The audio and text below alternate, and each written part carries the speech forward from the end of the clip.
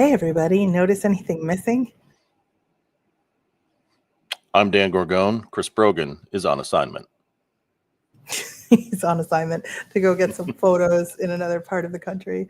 So pretty exciting. We have an extra special co-host today, Dan Gorgone, who edits not all of our segments, but quite a few of them, and features in some of our most popular, including the Two A-Holes Watch a Holiday Parade that took place in York, Maine, and the Montreal Holiday Market, which was also a big hit. So yeah, who is that guy, says Joanne. Chloe says, happy Friday. So as advertised last week, we're taking a step back in time this week to Old Sturbridge Village in Massachusetts. And we're also going to tell the story of poet and abolitionist John Greenleaf Whittier. So Dan, surprise me. What do you want to start with? Let's start with the intro.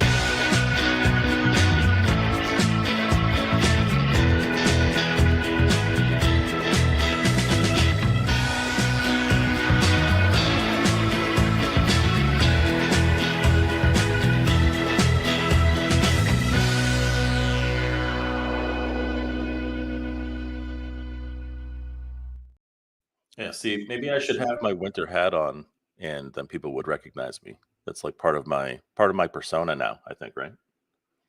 Yeah, probably. And you should stand sort of like away from your camera. So Leslie says, good morning. Hello. Happy Friday. And Sturbridge, yay. So I had never been to Sturbridge Village, even though everybody in my school went on a field trip. I don't know if my parents just like weren't feeling it or what, but I didn't get to go. Did you ever go, Dan? Yeah, this was definitely a field trip destination. Sturbridge Village, Plymouth Plantation, some local zoos. Like those were some of the places that we would go. But I remember going to Sturbridge Village and just kind of walking around, and even when I was an annoying little kid, like kind of marveling at the fact that this place was here, that it was like something that was just pulled from the past and just was here, and we could walk around, and that there were people like a real blacksmith and a real like farmer. Not that farmers aren't around, but seeing what they were doing, it was really impressive. It was kind of a cool thing to see. I'm a huge nerd. So the short version of the story behind this outing is that Chris Brogan wanted to go take photos of a battle reenactment on April 19th, the Battle of Lexington, 5:15 in the morning. So we got ourselves together, got out the door, got down to Lexington, Mass for this reenactment. We were there probably like 5 a.m. Can't find anywhere to park. There's signs everywhere that say you can't park here. There's no signs, zero signs telling you where you can. So after we tried Concord and saw that they had blocked off the entire city, no instructions about how you're supposed to get in there via bus or anything else, we were like, well, let's do something else. And my idea was Old Sturbridge Village, which was well away from all the events happening in Lexington and Concord, about an hour and a half almost, I want to say. Totally worth it. We had the place virtually to ourselves. The year in this place is 1838. We did, in fact, though, run into some anachronistic men who were doing the April 19th kind of educational program in one of the barns. So you want to check it out?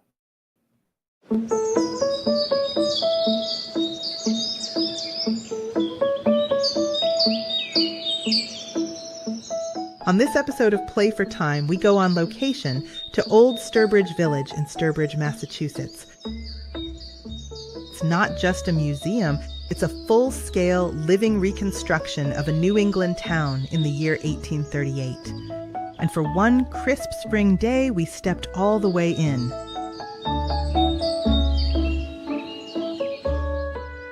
Inside the shoemaker's shop, we learned something right away. Don't call him a cobbler. A cobbler only repaired shoes, and not very well. Call a shoemaker a cobbler? That was an insult. And yes, it's also where we get the term for a crumbly, poorly made pie. The forge, the blacksmith reminded us that the president in 1838 was Martin Van Buren, the first U.S. president whose first language wasn't English. It was Dutch. Just one of many details that bring this time period to life.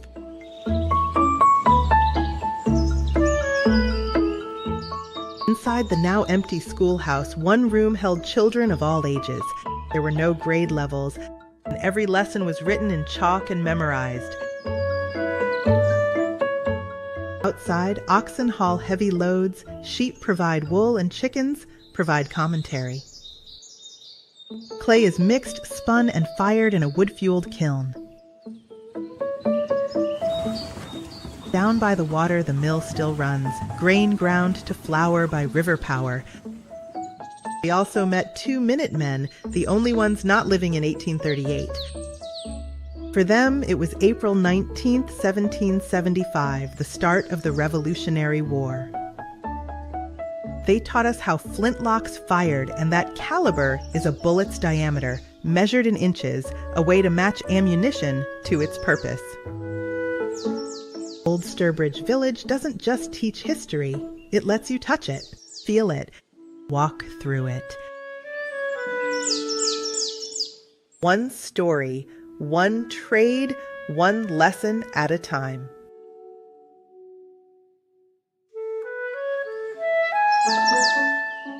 This is Play for Time, on location in Old Sturbridge Village, where history plays on and we play along.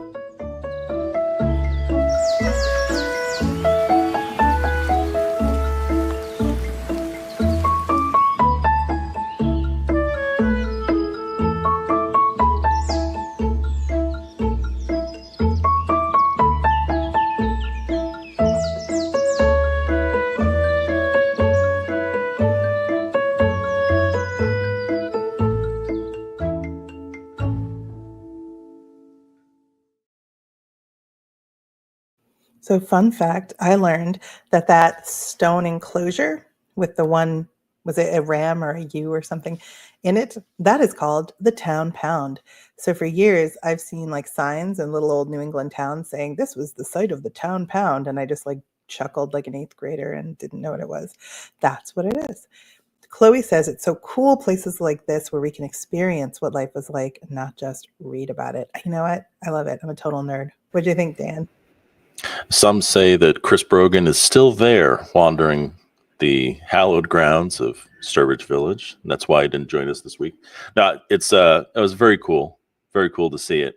And it's funny because I was looking at it like it's just how I remember it, and that's the point. Like it's supposed to be the same every time.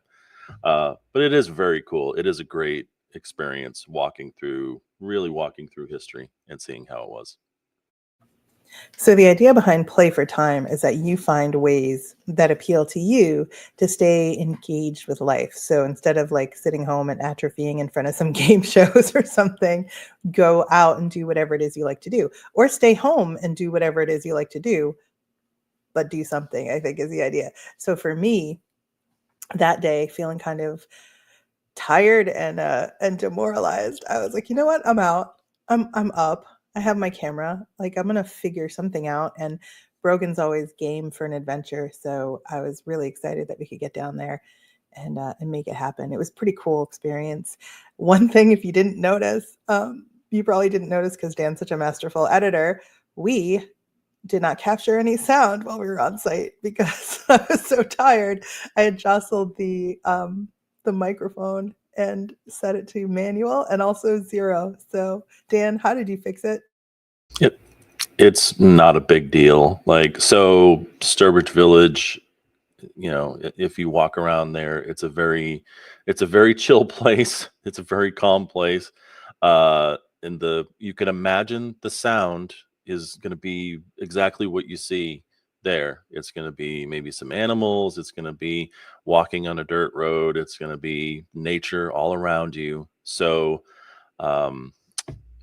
epidemic sound. I had to imagine it because I didn't get it. Well, epidemic sound is the partner for music that we use. All the music that we feature comes from Epidemic Sound, and it's a wonderful selection. It helps me kind of set the mood for editing these pieces. But they also have audio clips. So I started digging into some of the audio clips. So I replaced the sound of the kind of the nature around you guys, and I replaced the sound of the mill going.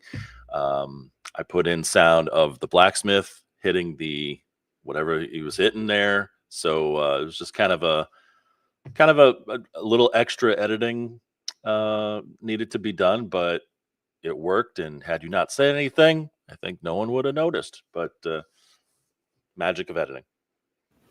See, but I wanted to mention it because I felt like that was an accomplishment, and I wanted to point it out. So it was pretty cool because I was crestfallen to discover I had not actually captured any audio.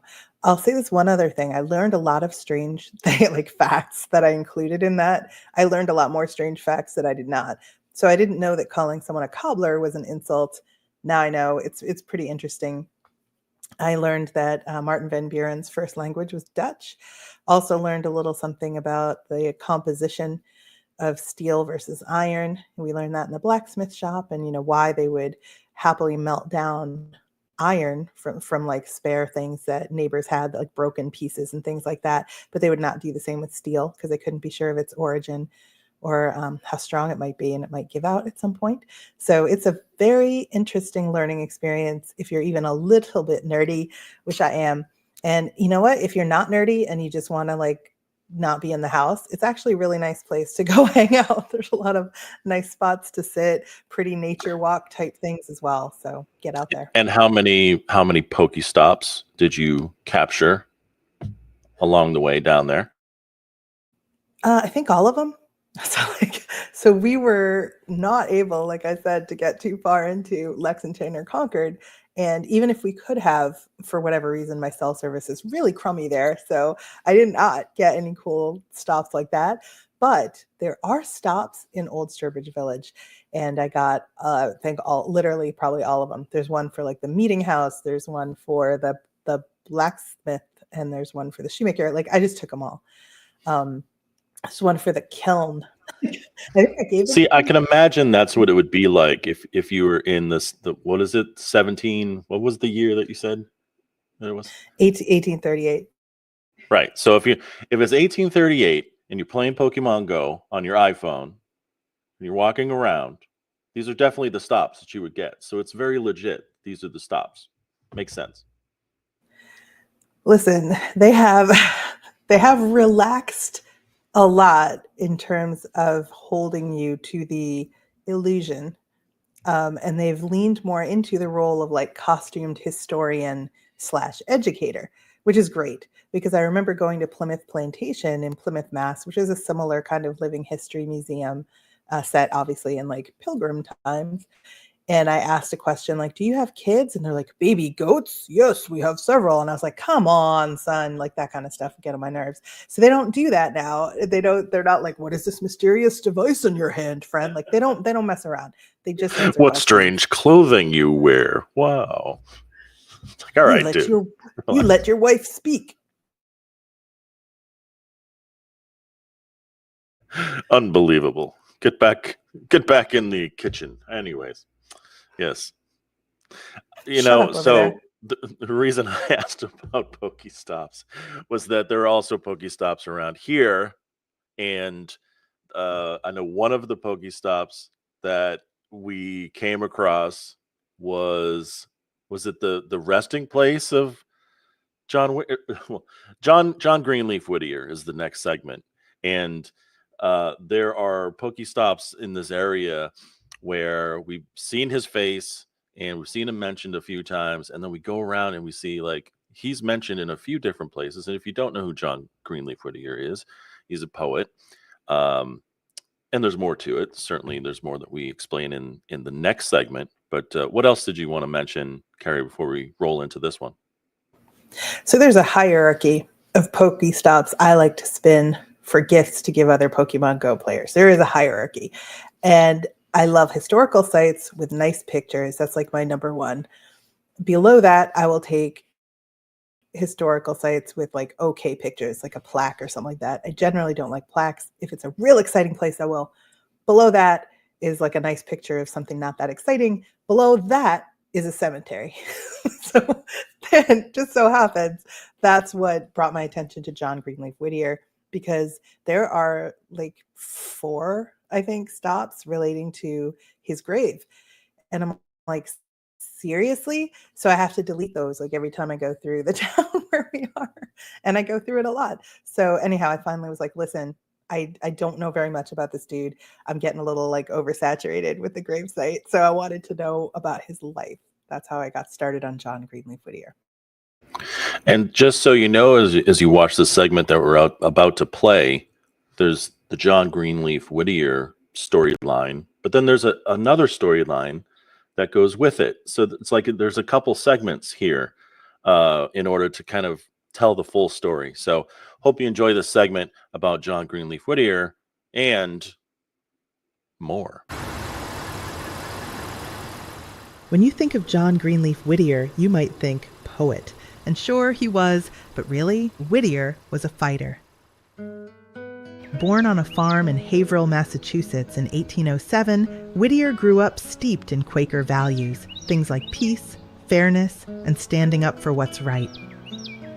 And he spent his whole life doing just that. As an adult, he made his home in Amesbury, writing, worshiping, and speaking out against slavery. He didn't just talk about freedom, he fought for it. And he paid a price. His printing press was attacked. His life was threatened. So we're here at the Macy Colby house because this guy, Thomas Macy, lived here and kind of famously got in a bit of a tussle. Mm-hmm. It was such a time in the 1650s. Yeah, he built it and he lived here for a while. And then there was some big rainstorm in like 1657. And there was a big kerfuffle because he allowed 4 Quakers to come in from the rainstorm. He gave them shelter, but I guess specifically a Quaker preacher or something, which caused a whole big deal with the Puritans, the local Puritans. They censured him and they said, "Hey, dude, you can't do that." Basically, that's word for word what happened. And then he was like, "Screw you guys, I'm out of here." And then he left. But I mean, that wasn't the end of the story, right? No, for sure. And I mean, it's such an interesting time because everybody comes from England over to here to say, hey, we want to have our religious freedoms. Exactly. And then they start setting on each other for having religious arguments. So can't leave good enough alone. John Greenleaf Whittier picked up on all this though, and he was like, this is crazy. This is a shame. So he wrote this whole poem called The Exiles, which is a very long poem about this experience. And in it, he kind of has a little poetic license. Yes. He says Macy leaves a little sooner than he did, and he wanted the harshness to ring true that like maybe don't do that to people who are just coming also for religious freedoms. And what's kind of interesting about this story is, so in The Exiles, by the way, he's talking about Deer Island, which is down that way about a mile or so. He's talking about some of the church steeples from here. He's buried 200 footsteps up here. Mm-hmm. He lives a mile there. So like this whole town is steeped in him like tea. Yes. Like he's everywhere. You might even have seen a mural. That's right.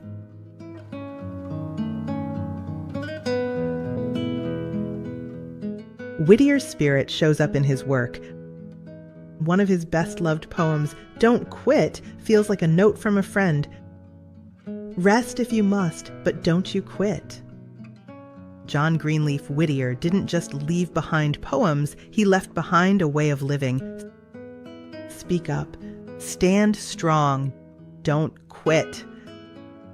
That's Whittier's real gift to us.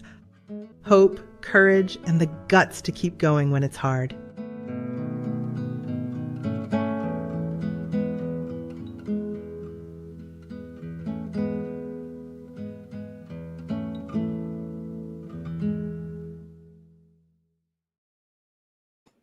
Look, I'm no artist and I'm no art critic. That's not my favorite mural, but it's really cool that you guys got a mural in our town. Very interesting. I did want to mention there is a city named after him, Whittier, California. I don't know why it's in California. There's a statue of him there. We did not go to get it because it was too far out of the way. But yeah. So it was actually defaced during the Black Lives Matter protests because people felt like in his poems, his depiction of Black characters was like a little superficial or something. He was, though, an abolitionist, and he was also an advocate for religious freedom and tolerance. And frankly, I don't feel like he deserved to be defaced. But, I'm going to set that aside. How'd you like it, Dan? Well, It's always interesting to me that since we live in Massachusetts, we are just surrounded by history. It's like it almost seems like a cliche at this point, but there's so much history, and part of the magic of this show has been kind of uncovering some of those little stories that we never had any idea existed, whether it's in the 1600s or the 1800s or what have you. So to kind of peel the curtain back a little bit and understand like why there is just a simple plaque there, memorializing something or recognizing something. It is fascinating to know that 200 years ago, 400 years ago, what was going on around here. So it certainly gives you an appreciation for where you are, but also kind of the lasting power of some of the stories, and also kind of understanding too that there are people hundreds of years ago that were honestly nothing like you, but at the same time a lot like you, if you understand their values and what they believed in or what they were fighting for. you know John Whittier Greenleaf didn't have a YouTube channel, but he was a poet. He did put his thoughts out there, so he found a way to communicate and rally for support for people. And I don't know, that was really cool. So his birthplace is maybe 15 minutes away in another town called Haverhill, which people frequently mispronounce as Haverhill. Now you have a Massachusetts insider, so it's Haverhill. Anyway, went over there. It's a very simple, sort of unassuming place, simple farmhouse kind of thing. And that was Whittier. That was his beginnings. He was a friend, a Quaker. I don't know if that came across, but that was sort of the underpinning of his belief that that all people are created equal and that slavery was wrong. So he went out on a limb. I mean, really, at the time, I realized he was in Massachusetts, but anywhere at the time you were expressing those views, you ran into some opposition. And I was really impressed by his story by the end of it. So I was like, you know what? It's cool. He deserves to have like every third street here named after him. Well, those are two really interesting segments. Two deep cuts into the past of Massachusetts and the surrounding areas and stuff. So yes, submit your clips to Chris at chrisbrogan.com. When Chris makes his return, Chris will look at these clips and Chris will decide what clips are featured on the show. He will run anything you send him. Like, I can pretty much promise, unless there's a really pressing reason he should not. And even then he probably would. So Joanne says, great example. I just knew him from the poetry. Yeah, it's very interesting. The life of the artist is of great interest to me. Sometimes it kind of puts me off the artist as a person. Other times it adds like another dimension to their work that I had not appreciated before. So I think we've covered it. We've played for time this week. If you find a way to stay engaged by life, we'd love to hear about it. So send your clips to Chris at chrisbrogan.com. He will very carefully and judiciously review them. Dan, any final thoughts? No, thanks for having me on the show. It's great to be here. It's great to be seen, and it's great to take part in the wonders of playing for time. Nice to see everybody. Love you all. Play that closer.